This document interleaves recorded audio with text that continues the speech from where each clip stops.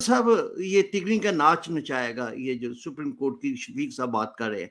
Sir कल की जो हेयरिंग हुई है तो वो खुद ही शफीक साहब फरमा रहे हैं कि वो एक एप्लीकेशन ली थी, उसके ओरिजिनली जो केस था उसको डिस्कस नहीं किया गया इलेक्शन 14 का, लेकिन दूसरा फेज सेविंग के लिए। जी जी जी, गो सबसे है। पहले तो मैं वज़ीर आज़म जनाब शहबाज शरीफ साहब को वोट ऑफ कॉन्फिडेंस लेने पे बहुत मुबारकबाद पेश करता हूँ।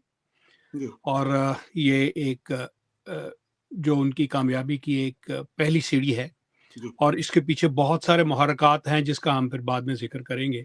हम्म जैसे बात हुई कि देखिए, बात यह है कि इस वक्त पाकिस्तान के अंदर केओस है। हम्म अगर ये कोई कहे कि केओस की तरफ बढ़ रहे हैं या फलां है ये, और केओस केओस क्या होता है? हम्म गैर यकीनी। हम्म गैर यकीनी के साथ अनारकी, हम्म। बदनिज़ामी, बदइंतज़ामी, राइट। और उसके साथ-साथ अदारों की बगावत। जी। इस वक़्त जैसे मैंने, आपको याद होगा, बहुत महीने पहले भी ये बात प्रेडिक्ट की थी कि सुप्रीम कोर्ट के अंदर इस कदर तक़सीम है कि ये खुद ब खुद इम्प्लोड हो जाएगा। आज अच्छा। सुप्रीम कोर्ट इम्प्लोड हो चुका है, अपने अंदर से फट चुका है। हम्म और ये, और इसके अंदर जो जो जो केओस है, उसके अंदर इसने अपना पूरा हिस्सा डाला है सुप्रीम कोर्ट ने। जी। और जो कुछ कहा गया अभी, जिस चीज को हम डिस्कशन कर रहे हैं, कि ये जो कुछ बंदयाल इस वक्त बज़ाहिर कर रहा है, जो इसके ज़हन में है, जो कुछ ये करना चाहता है, जो साजिश है, हम्म उसको आप प्रिडिक्ट नहीं कर सकते। हम्म जैसे देखने में लगता है कि शायद सुप्रीम कोर्ट जो है उसने रुजू कर लिया है और वो वापस आ गया है, और हम्म उसने माफ़ी मांग ली है, और वो अपनी हरकतों से बाज आ गया है। कभी दुश्मन को अंडर एस्टिमेट नहीं करना चाहिए।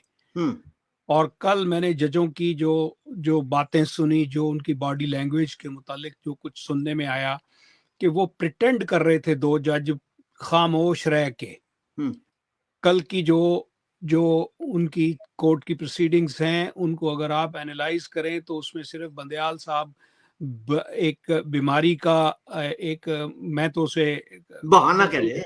बहाना जी। लगा के, और जो कुछ जो हमदर्दियां समेटने की कोशिश कर रहे थे, या जो एक एक अपना वहां पे एक स्मोक स्क्रीन क्रिएट करने की कोशिश कर रहे थे, उसको अंडर एस्टिमेट नहीं करना चाहिए हम्म अगर उनके बस हुआ। हम्म इसलिए कि हम एक बात पे तो अभी पूरी तरह से कन्विंस्ड हैं कि ये एक बहुत बड़ी मेगा कंस्पिरेसी है, हम्म। बहुत बड़ी साजिश है एक। जी। उस साजिश के, मैंने जैसे अपने आपके प्रोग्राम से, I am on record to say, इसके बहुत सारे प्लान्स हैं, A hmm B C D E F G. और उसके बाद इसके अंदर इसकी मुख्तलिफ जो है वो जहतें हैं जो कि उन्होंने उनके जहन में है। हम्म पहले वो लोग इस्तेमाल कर रहे थे हमारी डीप स्टेट को। इमरान खान कैसे आया था? डीप स्टेट के थ्रू आया था। हम्म डीप स्टेट की आपस में जब उनके दरमियान में बिगाड़ पड़ गया, डीप स्टेट को सारी जो है वो इमरान प्रोजेक्ट से एग्री नहीं करती थी। इमरान प्रोजेक्ट को पहले 1.5-2 साल तो बहुत टॉप सीक्रेट प्रोजेक्ट था, जो हम्म कि with in the deep state भी लोगों को नहीं पता था कि ये सब कुछ क्या है। हम्म जब उनको पता चला तो डीप स्टेट आपस में फट गई, अलहदा हो गई, हम्म और उन्होंने वो सपोर्ट इमरान खान को देनी बंद कर दी, जो जिस सपोर्ट के साथ वो इमरान खान को लाए थे, इसलिए कि वो सब लोग ऑन बोर्ड नहीं थे उसके ऊपर। फिर उसके बाद उसने सहारा लिया अपना जो ब्यूरोक्रेसी का, और अपनी जो उसकी अपनी अपनी हुकूमत थी, जो हम्म एग्जीक्यूटिव ब्रांच की उसके पास मौजूद थी, सरबराही मौजूद थी एज ए वजीर आजम। उसने जो कुछ वहां पे करना चाहा वो हम्म किया, हम्म वो भी वर्कआउट नहीं किया।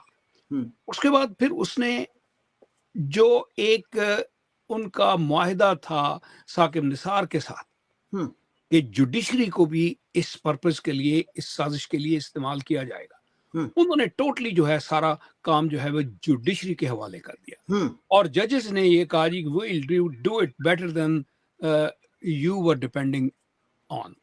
On those you were depending on, हम उससे बेहतर ये काम करेंगे। और उन्होंने ये साबित करके दिखा दिया।